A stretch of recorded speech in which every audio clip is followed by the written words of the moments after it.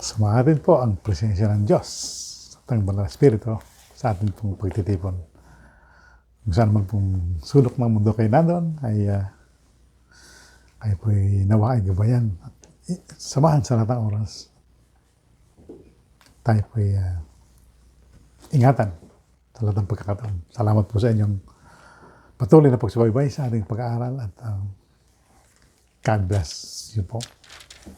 Sige po, ngayon yung pong Bible study natin ngayong araw ng Wednesday ay baka man po meron akong inihanda na dito ay meron po inihanda akong lesson. 4 itong nakahanda, nagpipili ako. No? Pero si Helen Byrne po yung nagbigay po ng verse at yun po ang naging topic natin. Purihin po ang Panginoon.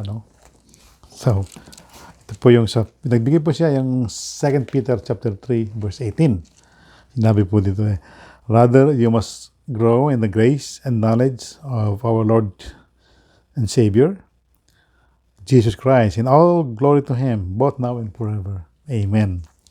Purihin po salita ng Diyos at nawa po itong aming pag-aaral ay ito isang maging paraan upang that we can grow in the knowledge of Christ by the grace of God. Ito nga po yung magiging daan habang tayo lumago at lalo pang tumibay ating pananampalataya sa Panginoong Hesus. At tayo po ay gagabayan at mabibigyan natin ng mataas ng papuri ay ang ating pong banal na Ama na sa langit, Panginoong Hesus at ang Banal na Espiritu. Salamat po sa inyo pong pakikisama sa ating pag-aaral.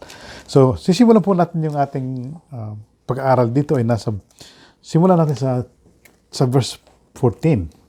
Ang sinabi dito ay, it's so, dear friends, while you're waiting for these things to happen, make every effort to be found living peaceful lives that are pure and blameless in His sight. So yun po yung una dito kung bibigyan natin ng point ay yung pong mamuhay tayo ng mapayapa. At ang sabi po dito ay, so yung isa yung bullet point natin dito. Live in peace. Yung po tayong mapayapa, yung ating pamumuhay. At sinabi po dito ay peaceful and pure and blameless. Ibig sabihin po yung blameless po tayo. Hindi po natin kayang maging blameless in our own. At kaya nga kailangan natin ang agapay, ang ating pong pag-aaral upang tayo ay makakilos ng naayon po sa kalooban ng Diyos. So, kapag tayo po nasa Panginoong Hesus, ay hindi po yung pong ating kasalanan ay po matatabunan po yun. Ang makikita po ay yung image ni Christ, ang image po ng Diyos. Dahil tayo nga po ay lagi po tayong nag-aaral na kanyang salita ng Diyos. Bagaman marami po tayong failure, don't get us wrong, at nandito po yung solusyon, nakalagay din dito. Ang unang focus muna dito ay, ang sabi dito ay, tayo po mamuhay tayo ng mapayapa. Sa verse 15, sinabi dito, and remember our Lord's patience give people time to be saved. Ay sinasabi po dito ay, ito pong alalahanin yung pangalawa natin ditong point, yung matyaga. Dahil mahal nga tayo, sobrang tiyaga niya, di ba? Kasi, hinihintay pa ng Panginoong Hesus yung mga hindi pa naliligtas. Dahil bagaman po narinig na natin yung pong gospel, yung pong kaligtasan sa pamagitan ng Panginoong Hesus, pero marami pa rin po hindi pa rin po nagdi-design. Naghihintay pa rin po yung maaaring tawagin natin na divine God timing, So, nandun din yung patience natin din, huwag po tayong manawa ng ating pong pag-encourage po sa ating mga mahal sa buhay na hindi pa po natin kasama sa ating mga gawain or sa inyong local church, panalangin po natin sila. At yung po sinabi dito ng mismo ang Panginoong Hesus, yung pinapakita dito na this is what our beloved brother Paul wrote to you and the wisdom that he gave him. So yung po ang sinasabi dito ng Apostle Peter, ito po yung confirmation na yung po mga revelasyon ng mga inihayag kay Apostle Paul para sa atin. Ayun po yung isang sinasabi ng Apostle Peter na yun po yung ating patuloy na ating pong pag-aralan, ipasapamuhay. Dahil yun po yung wisdom, ayun pong karunungan na yun ay galing po sa Diyos. Wisdom that gave him. Verse 16, speaking of these things in all of these letters, some of these comments are hard to understand, and those are ignorant and unstable, have twisted this letter to mean something quite different, just as they do with other parts of scriptures, and this will result in their distractions. Dahil nga po, ang mga scriptures po, minsan ay yung nami-misunderstand. Kung minsan nagiging, sabi dito, nagiging distractions. Kaya minsan po mismo sa church, nagkakameron po ng misunderstanding. Nagaganap po yun. Ito pong, ipinapakita po dito yung kung paano nagiging problema yung the early church, at ipinapakita niyo po ang maaaring solusyon, kung ating susundan dito ng babasahin.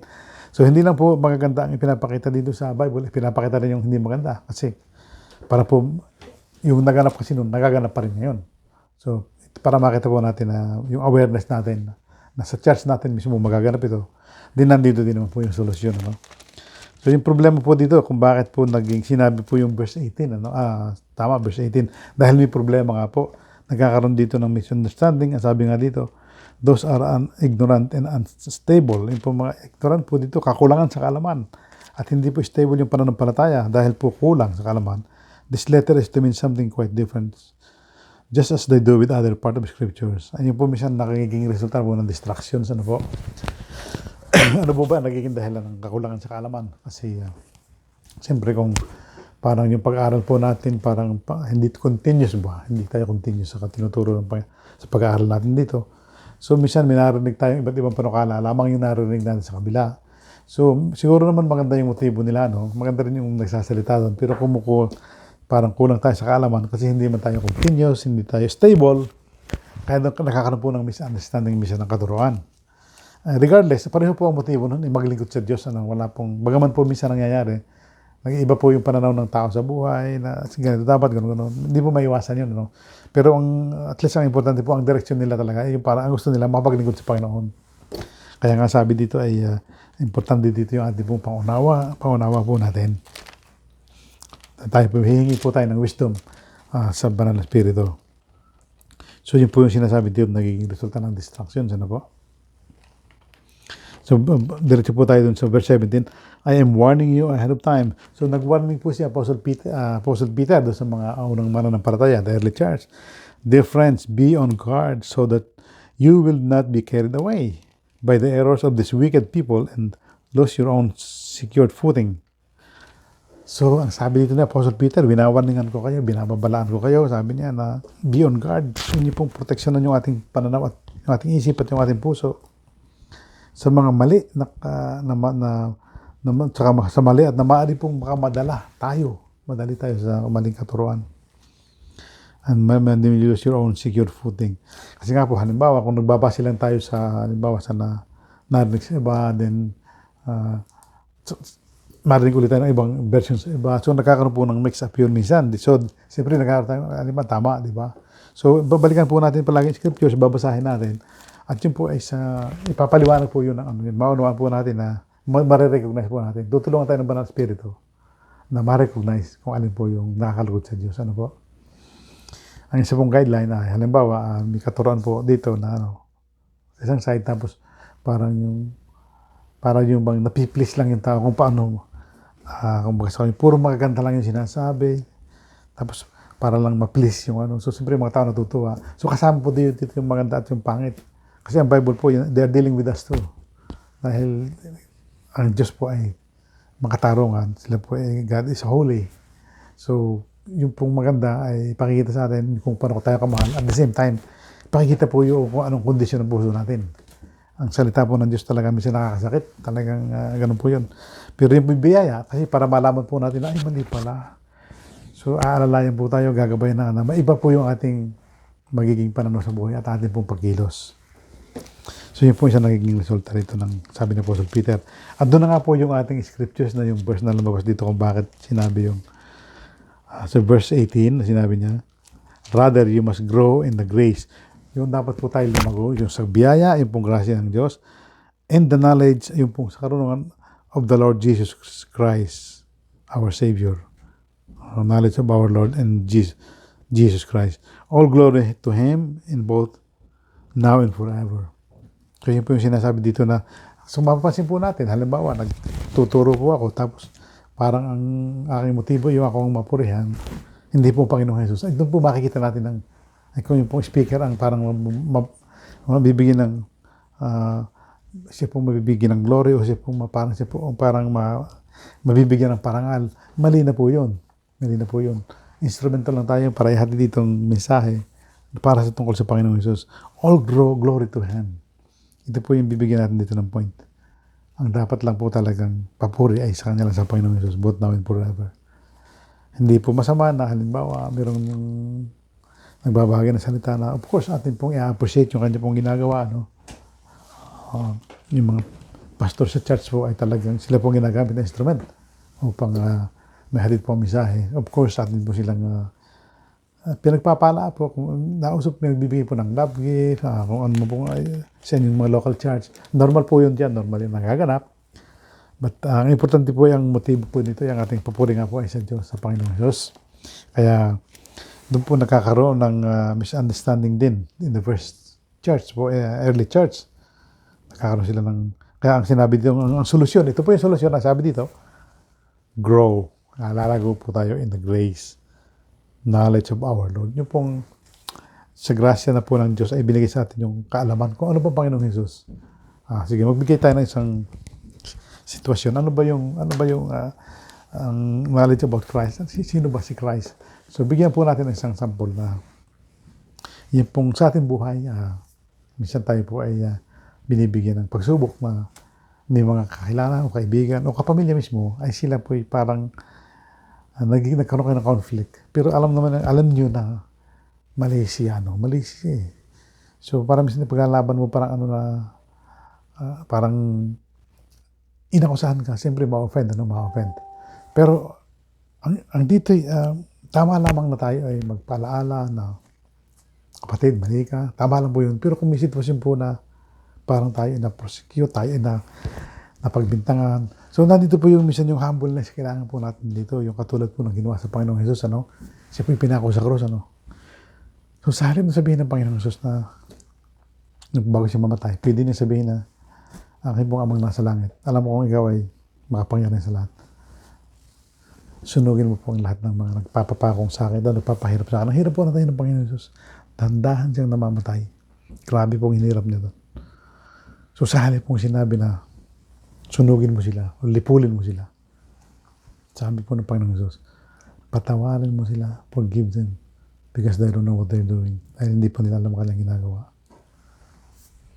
Kapag dumating po ang sitwasyon na gano'n, na parang kayo na bang maganda na yun yung motibo, tapos napagbintangan pa kayo, masama pa yung isip sa inyo. So sa halip na sabayanin niyo yun, kasi baka may pinagdadaanan po sa buhay yun, may problema. Sabi dito po pray for those who persecute you. Halimbawa, parang ramdam niyo talaga tama ang ginagawa niyo, ba't ganun pa ang ganti sa inyo? So, papanalangin po natin, na Lord, patawarin mo po siya kasi hindi po niya alam ang kanyang ginagawa. So, sa halip na pagsabayan natin yung kanyang sitwasyon, atin po panalangin sa awa. So, yun po yung mga, of course, hindi po natin kaya talagang gawin ito, Hindi natin kaya gawin. Pero yung po sa maliit na scale, huwag na po nating paabutin sa masyado kasi malaki yung scale ng kay Jesus Christ, Simple, smaller scale. Yun lang po sa normal natin, pang-araw-araw natin buhay, Parang yung konting misunderstanding. Kung halimbawa, nakita po natin ay parang hindi nakikinig yung ating kausap. So, maaari po siya may problema sa buhay. So, unawain po natin yun. Huwag po natin sabayan yun. Kapag naramdaman na sa harap na patulan natin sila, yung concern natin sa kanila, sila natin maibigay. Mag-iiba po ang sitwasyon. Sabi nga natin sa Batangas, may ibsan po yung problema ng tao. Ang kailangan pala ng tao yun ay magpapayo, mag-advise. Tapos, ang ginagawa naman natin, sinasabayan din natin ang galit. So, yun po yung isa sa mga bagay na at sa ating pong matututuhan ng Panginoong Hesus.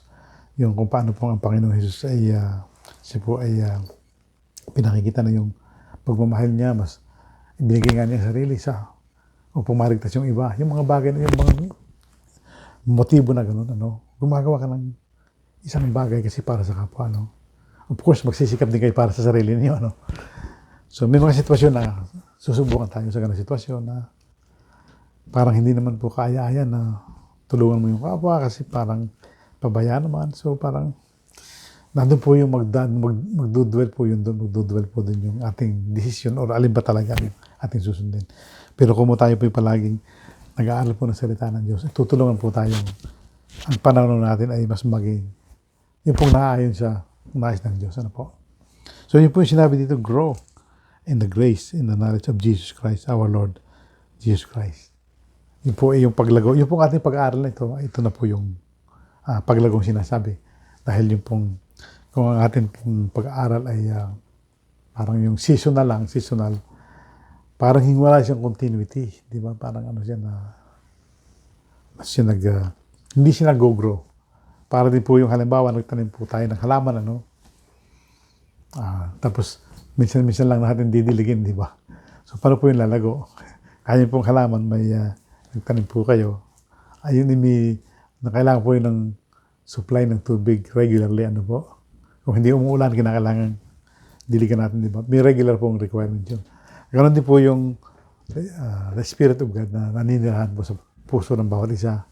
Kailangan pong didiligan din po ng the Word of God para po lalong lumakas at lumago. So yun po yung yun lang focus natin ngayon.